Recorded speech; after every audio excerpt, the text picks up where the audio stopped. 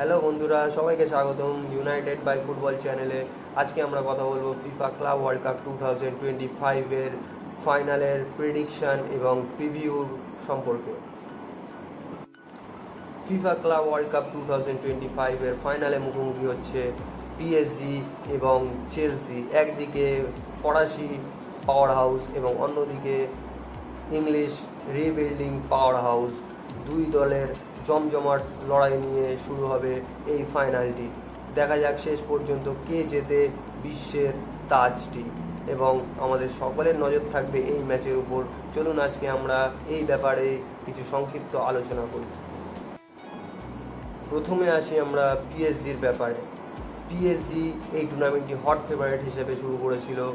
PSG যা সেমিফাইনালে Real মাদ্রিদকে 4-0 বলে উড়িয়ে দিয়ে এসছে ফাইনালে, এবং তাদের প্রতিপক্ষ হচ্ছে চেলসি, যারা ফ্লুমিনেন্সকে হারিয়ে দিয়ে এসছে ফাইনালে। এই দুই দলই দেখিয়েছে তারা ট্রফির জন্য কতটা প্রস্তুত এবং কতটা মরিয়া হয়ে উঠেছে। চলুন এবারে কথা বলি আমরা এদের প্রবাবল 11 নিয়ে। চলুন আমরা কথা বলি পিএসজি এবং চেলসির সম্ভাব্য একাদশ কী হতে পারে সেই ব্যাপারে একটু নজর দিয়ে আসি।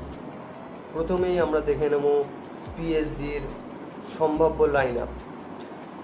পিএসজি সম্ভবত 4-3-3 ফরমেশনে খেলে অভ্যস্ত, এবং তাদের প্রবাবল লাইন আপ কী হতে পারে সেটা আমরা একটু দেখে নেব।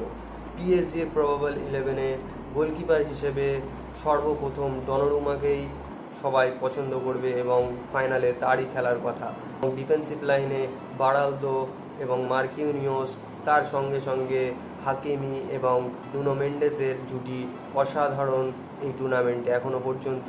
অবশ্যই তারাই হয়তো শুরু করবে এই ফাইনাল ম্যাচ। এবার চলুন আমরা দেখি কেমন মিডফিল্ড সাজাতে পারে পিএসজির মিডফিল্ডে ভিতিনিয়া, জাও নেভেস এবং ফাবিয়ান রুইজ সবসময় সর্বোচ্চ জুটি হিসেবে আখ্যায়িত হয়েছে। এই পুরো টুর্নামেন্ট জুড়ে অসাধারণ পারফর্ম করেছে এই তিন জুটি। অবশ্য তারাই এই ম্যাচে শুরু করতে পারে, এটাই সবাই মতামত দেবে। এবং ফরওয়ার্ড লাইনে আমরা সবাই জানি সেই চীনাচরিত অ্যাটাক উসমান ডেম্বেলে, খাভারাজখেলিয়া এবং দুয়ে, এরাই এই টুর্নামেন্টের সবচেয়ে ভয়ঙ্কর জুটি এবং সবচেয়ে ভয়ঙ্কর ফরওয়ার্ড লাইন। অবশ্য তারাই হয়তো এই টুর্নামেন্টে ফেভারিট এবং তারাই হয়তো শুরু করবে এই ম্যাচে। এবার চলুন আমরা কথা বলি চেলসির প্রবাবল 11 কী হতে পারে ফাইনালে, তাই সেই দিকে একটি নজর দিয়ে আসি।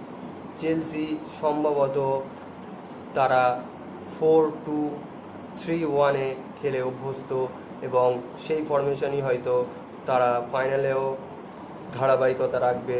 সেই বিশ্বাস, সেই নিয়ে একটা প্রবাবল 11 আমি বানালাম। কেমন হতে পারে এটা আপনারা সকালে জানাবেন। প্রথমেই আমরা গোলকিপিংয়ে স্যানচেজকে আমরা ধরেই নিতে পারি। ডিফেন্সিভ লাইনে থাকতে পারেন কোলউইল, জেমস এবং কুকুরেলা, এবং তার সাথেই মিডফিল্ডে থাকতে পারে কাইসেডো এবং ফার্নান্ডেস, এবং ফরওয়ার্ড লাইনে পালমার, ন্যাটো, এরাই সম্ভবত প্রবাবল 11-এ জায়গা পাবে, এবং জাও পেদ্রো, এরাও থাকবে সেই কাতারে। পিএসজির এই টিমে কোনো তারকার অভাব নেই, কিন্তু চেলসি এসছে তাদের টিম প্র্যাকটিস এবং কৌশলের ভিত্তিতে। এবার দেখার পালা এই দুই দলের লড়াই কেমন হয়, সেই দিকেই আমাদের সকলের নজর থাকবে। আপনার প্রেডিকশন কি সেটা জানিয়ে দিতে পারেন আপনি কমেন্ট বক্সে। আমাকে পার্সোনালি জিজ্ঞেস করলে আমি পিএসজিকেই এগিয়ে রাখবো, যেহেতু তারা ইউরোপিয়ান চ্যাম্পিয়ন্স, এবং আমার প্রথম যারা ভিডিও দেখেছেন তারাও জানেন যে আমি পিএসজিকেই হট ফেভারিট হিসেবে এই টুর্নামেন্টে ধরেছিলাম। যদিও এটা ফুটবল, আনপ্রেডিক্টেবল গেম, কিছু বলা সম্ভব না যে কখন কি হবে, তাও আমি বিশ্বাস করি যে পিএসজি হয়তো এই ম্যাচটা জিতে যাবে।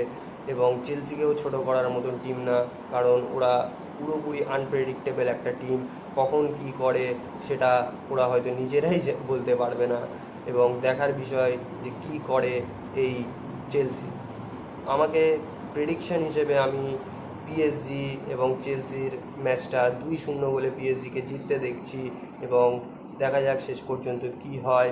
আপনাদের মতামত কি সেটা জানিয়ে দিন কমেন্ট বক্সে, এবং ভিডিওটি ভালো লাগলে একটি লাইক, শেয়ার এবং সাবস্ক্রাইব করে দেবেন, এবং পাশে থাকা ওই বেল আইকনটিও টিপতে ভুলবেন না, যাতে আমি এরকম আরও ভিডিও আপনাদের সামনে তুলে ধরতে পারি। যারা ফিফা ওয়ার্ল্ড কাপ সম্বন্ধে বেশি এখনও পর্যন্ত জানেন না, তারা আমার এই ভিডিওটি দেখতে পারেন।